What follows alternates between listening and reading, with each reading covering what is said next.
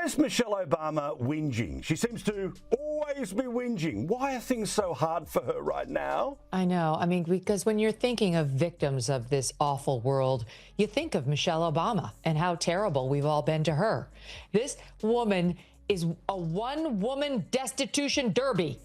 Every time we check in on her at her podcast, she is feeling sorry for herself. She is criticizing Barack Obama or this country. She never has a positive word to say about anything. Megyn Kelly just went all out criticizing Michelle Obama's marriage, and it's anything but polite. She dropped some shocking comments, surprising details, and some seriously harsh digs that'll grab your attention. Want to know what she said that left everyone stunned? Here's a hint. It's messy funny, and you won't want to miss it. Stick around. This showdown is heaving up fast. From her most recent episode, which still on YouTube, she's got like 200,000 subscribers. It's really amazing that now she's been doing this for how many episodes? She's been literally on every podcast of the left wing promoting it. And that's still all she's managed to get. Here she is interviewing Dr. Sharon Malone, perhaps better known as former Attorney General Eric Holder's wife. And therein lies the problem, as these two ladies married to two very famous men are pissed that they are not the alpha in terms of popularity and recognition in their marriages. Megyn Kelly just delivered a bold and unforgettable take on Michelle Obama's marriage, making it one of the most talked about moments online this week, right after that viral celebrity TikTok fail, at least. Instead of the usual polite compliments we hear about the Obamas, Megyn broke down the perfect image everyone's used to, exposing the cracks behind those flawless Instagram photos and polished smiles. It's a fresh, no-holds-barred look that's hard to ignore. And that's annoying because she's supposed to be the star, Glenn. Michelle Obama. This dovetails perfectly with so many other comments she's made about how she is like, what about me? What about me? What did those 8 years in the White House do to my soul?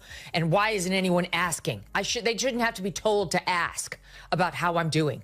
Let's start with what Megyn called out right away, the royal couple image the Obamas put out. It's like watching a fancy Netflix drama about a high-profile family, but the script feels too controlled and the acting a bit stiff. You know the type, polished, perfect, and picture-ready, the kind of marriage you'd hang on your wall, but maybe wouldn't want to live in. Because honestly, it might feel a little suffocating behind the scenes. Michelle Obama's still at it. And in this particular soundbite, she's got thoughts on relationships. Listen here. Relationships are long and there are also ebbs and flows, right? So I think sometimes people who date don't realize that, you know, in long-term relationships, you're gonna have deep dips and you're gonna have a bad year. You're gonna have a bad. I tell people, and folks think that this is harsh, it's like you're gonna have a bad decade. Megyn didn't just hint that things might not be perfect, she went all in. She suggested that the polished image isn't really about true love, but more about protecting a political brand. When millions are watching your every move, marriage isn't just personal. It becomes a strategy, a PR show, and a non-stop photo shoot with advisors reminding you, smile, smile, hide the flaws. She went on a podcast called Diary of a CEO. It's kind of rings a bell like a founder kind of situation. And once again, wants you to know how awful it is to be married with children. There are just many natural reasons why marriage, infertility, trying to have kids makes things difficult. It's like, I try to tell couples, of course it's hard. Just listen to what I said, right? Now, here's where things get really interesting. Megyn didn't paint the Obamas' marriage as a fairy tale. Instead, she described it as a high-pressure balancing act where personal feelings often take a backseat. Imagine being married while every argument, every awkward moment, even questions like, "Are you really wearing that?" become public gossip. Sounds fun, right? Like living on a reality show where the prize is non-stop public scrutiny. Megyn's main point.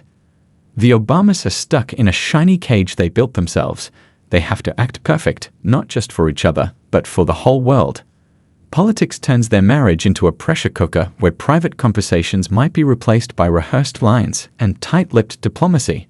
She argued it's less a love story and more like a business deal, where everyone's too focused on their image to truly be themselves. And it's not just about the fancy events or the endless hand-holding on red carpets. Megyn also pointed out the huge strain political life puts on any marriage: constant travel, long periods apart, and being under the spotlight all the time. It's a stress test that would challenge even the strongest couples.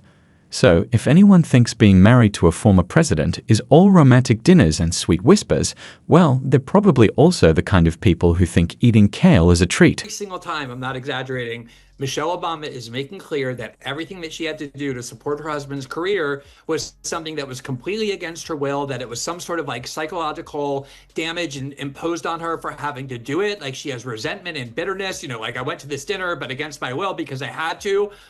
That's the first thing. I mean, how much anger and resentment does she have toward her husband for having had his own political career that, as we've talked about before, made Michelle Obama one of the richest, most influential, most famous, and most powerful people on the planet. And yet she talks as if that trajectory that he took her on was something that, turned her into some kind of horrible victim that we ought to feel sorry for. Megyn's biggest point? Maybe it's time the public saw marriage for what it really is, especially when power and image are involved. Instead of the fairy tale we're sold, she wants real stories, the flaws, the frustrations, and those moments where you wonder, why are we even doing this? Because the truth is, no marriage is Instagram perfect, no matter how many stylists or PR teams are behind it. She didn't hold back on how these perfect couples set impossible standards for the rest of us. It's like serving everyone a cake made of clouds and expecting them to eat it without choking. Megyn said watching those picture-perfect relationships can leave regular folks feeling like their own love lives fall short, stirring up envy, insecurity, and maybe even a little existential dread. Thanks for that, political power couples. But here's the twist: there was no heated debate or face-to-face showdown. Megyn just laid down her sharp opinions with some biting humor, while Michelle Obama said nothing, not a word, no response at all. That silence? It's what really stirred things up. The internet blew up with guesses and gossip, leaving the conversation hanging like an awkward family dinner where no one wants to bring up politics. Of course, leads me to Michelle Obama. You're back, and she's given us a whole new realm of comments. Glenn, we saved them just for you. Because she's still... I told your staff I only started watching this podcast religiously because of the times I've been on your show and you've talked about it by yourself or with me. So I'm very ready to talk Michelle Obama. Oh, good. She's still just as bitter as ever. Megyn's takedown wasn't just for laughs. It was a bold challenge to the perfect image we've all bought into about celebrity and political marriages. She pointed out that these relationships face the same ups and downs we all do: arguments, compromises, disappointments, and times when love alone can't fix everything. And honestly, that's both comforting and pretty funny. If even Michelle and Barack have to deal with that, maybe there's hope for the rest of us. That's the real cleverness of Megyn's roast. She didn't use the Obamas to tear them down, but to show how ridiculous our expectations of perfect really are. In a world obsessed with curated images and social media highlights, she reminded us reality is messier, funnier, and way more relatable. Now, Megyn's little roast isn't just juicy gossip for water cooler chats. It's a reality check for anyone who's ever looked at a magazine cover couple and thought, why can't we be that perfect? Because here's the truth Megyn's serving with her usual sarcasm and fire: marriage isn't a flawless fairy tale, even for those with Netflix specials. Those glamorous power couples we admire. The ones with vacations straight out of luxury brochures, smiles clearly shaped by dentists and Photoshop, and hugs so perfect they look rehearsed. They're human. They argue, get annoyed, and probably wonder sometimes if marriage is worth the hassle, all while binge-watching reality TV in their sweatpants. Listen to her talking about her 8 years in the White House. SOT 27. So I'm at this stage in life where I have to define my life on my terms for the first time. So what are those terms? And going to therapy just to work all that out. Like, what happened that 8 years that we were in the White House, what did that do to me? Yes. Internally, my soul, we made it through. We got out alive. I hope we made the country proud. Megyn's sharp critique of the Obamas' polished marriage wasn't just throwing shade, it was shining a light on how those perfect public images can set unfair standards for the rest of us. When the first couple's relationship looks like a flawless brand, complete with press releases and stage photo ops, it's easy to start wondering, am I failing at love? Here's the truth. You're not. You're just living real life, which is messy, complicated, and way more interesting than any Instagram highlight reel. Seeing behind the scenes of celebrity marriages isn't just for gossip lovers, it helps take the pressure off regular relationships. When Megyn points out the cracks in the Obama marriage armor, she's really telling us it's okay to argue over little things like who forgot to take out the trash, to juggle busy schedules, or just want to binge-watch Netflix alone instead of having deep talks all the time. If Michelle and Barack have to deal with those everyday moments, you're definitely not alone when your partner steals the covers or hogs the remote. What's truly refreshing is calling for more honesty and realness from the celebrity couples we admire. For years, they've been handed a script to play perfect. No fights, no flaws, just public smiles and catchy sound bites. Megyn's message? It's time to drop that script and embrace the real, imperfect, and sometimes messy side of love. My God, the utter privilege and how out of touch this person is. She lived in a 55,000 square foot mansion on the taxpayer's dime, with 18 acres of rose gardens and beautiful grounds all around her, flying on Air Force One, Marine One, and being the First Lady of the United States, lauded wherever she went with universally praising press coverage and covers of Vogue, like she was the greatest beauty who'd ever walked the face of the earth, then left to write her best-selling memoir for which she was paid millions, then signed a Netflix deal. Megyn's sharp words were like tearing up the script live on air, saying enough with the fake stories. We want the real deal, the good, the messy, and those awkward moments when they forget anniversaries. This hunger for honesty isn't just a passing fad, it's a cultural shift. People are tired of all the shine and want the real gritty truth. Let's be real. Relationships are tough, whether you're a billionaire with Secret Service or just someone who accidentally shrank their favorite sweater in the wash. When public figures admit that, it gives everyone permission to be imperfect without feeling guilty. Of course, Megyn's bold critique didn't just disappear quietly. It shook up the usual polished world of political marriage chatter like a grenade going off. The media blew up with gasps, tweets, and keyboard warriors firing off hot takes that could launch a rocket. Some were scandalized, clutching their pearls, shocked that anyone would question what they saw as a perfect marriage made in heaven. Others nodded along so hard you'd think their necks might break, grateful someone finally called out the fantasy. The internet turned into a battlefield of hashtags and fiery debates about how fame puts brutal pressure on relationships. One side argued the spotlight is like a torture chamber for marriage. Privacy is a luxury no celebrity can afford. Their own sense of everything, they mess you up. You love them dearly, but they're a hassle. What? I mean, there's something wrong with this person. Like, she's seriously depressed. She has the most negative, dark outlook on life I've ever heard from a public figure, certainly one who's been given so much. Okay, her window into motherhood and having a child, the first thing she says, they mess you up. They mess you up. Maybe that's what happened to her. Maybe she was totally delightful before the 2 daughters came along. I don't know. She clearly is not enjoying motherhood and enjoying being in a marriage. Even less. It's not you if things get hard. It's all hard. It's all hard. This is so... The other side jumped in to defend the Obamas' right to keep their personal lives private, calling Megyn's comments too harsh and unnecessary. Spoiler, neither side had a clear answer. But one thing was obvious: no marriage, no matter how perfect it looks, escapes the spotlight. Meanwhile, Michelle Obama stayed completely quiet. And that silence? It spoke louder than any comeback ever could.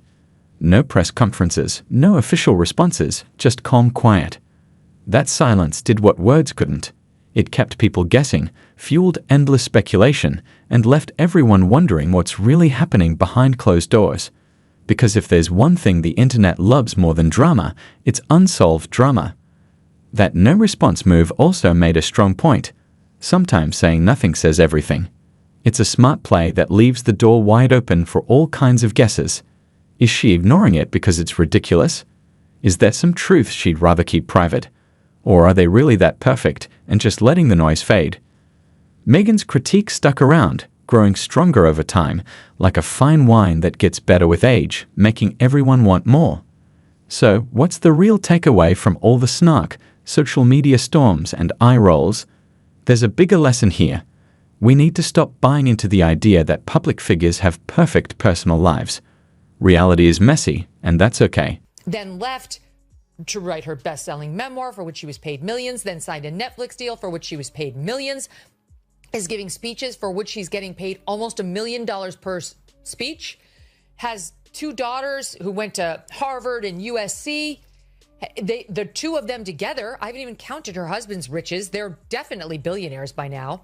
The house in Martha's Vineyard, which is, I think, $20 million out on the yachts of David. What happened to me? Why doesn't anyone think about what happened to me during my... I'm enraged. I'm almost speechless at how ridiculously out of touch this person. We have to remember that behind every perfect photo and every polished headline, real life is happening, complete with all the flaws, disappointments, and messy moments we often try to hide in our own relationships.